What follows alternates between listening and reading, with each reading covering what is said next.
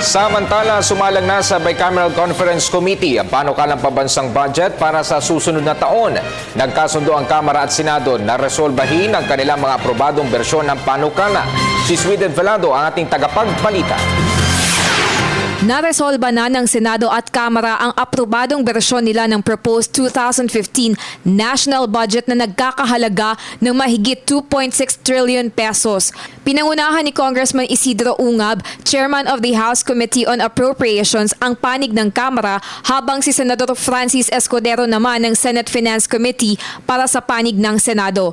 Batay sa resulta ng unang BICA meeting, kapwa binawasan nila Escudero at Ungab ang budget ng mga piling kagawaran ng pamahalaan, habang may iilan namang makikinabang sa budget augmentation. The NEP changes was first on the proposed errata submitted by DBM.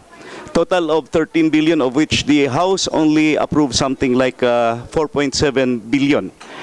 And total adjustments made by the House was about 2 billion. Yung ibang movements just are just the itemization of the grassroots participatory budgeting. So in other words, the total adjustment of the House is very small. Basically, the House merely counts what they increased, which is correct. We don't dispute that amount. The way the Senate counted it, dinecrease man o in-increase, nilipat man within the same department or a different item within the same department, basta ginalaw. We counted it. Now, our count as well of 68 is based on that, basta ginalaw. So, let's say, an item from DSWD, nilipat sa another item in DSWD, binilang namin yun. Binago lang ng konti from, let's say, CO to MOE or vice versa, basta ginalaw.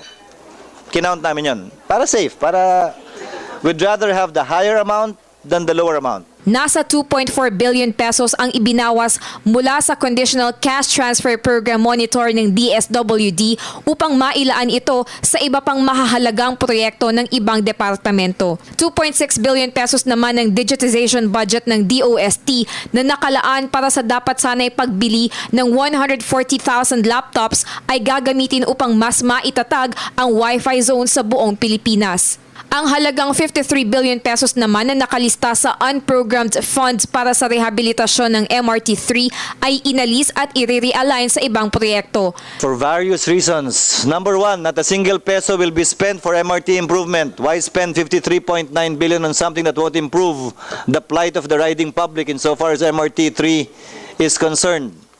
Number two, even if you buy it out, it won't improve the service anyway. It will only go to the pocket of one agency to another, namely Land Bank and DBP. Number three, it won't avoid lawsuits anyway because they're not paying a single peso to the real owners of MRT-3. They're simply buying the bonds issued when the MRT-3 was securitized. Samantala, aabot sa 1 bilyong piso ang idadagdag para sa feeding program. Sa ngayon, 2.4 billion pesos na ang halaga ng budget para dito. 108 billion pesos ang inalis sa grassroots participatory budgeting process ng DILG.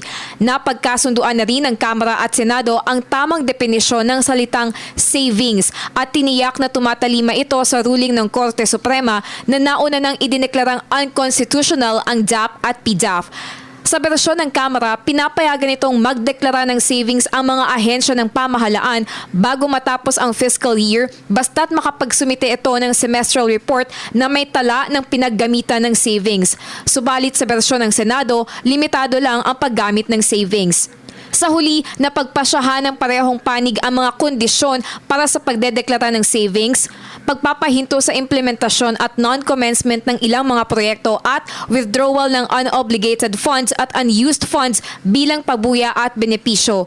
Maaari lamang gamitin ang savings para sa mga pili at partikular na ahensya ng pamahalaan. There are more similarities than conflicting provisions in our versions. So I think we will be coming up with a very good compromise. I am both optimistic and confident that the proposed definition of savings, use of savings, and augmentation will be adopted by the Bicameral Conference Body, given that it has passed through the metal of the respective staff who know a lot more than we do.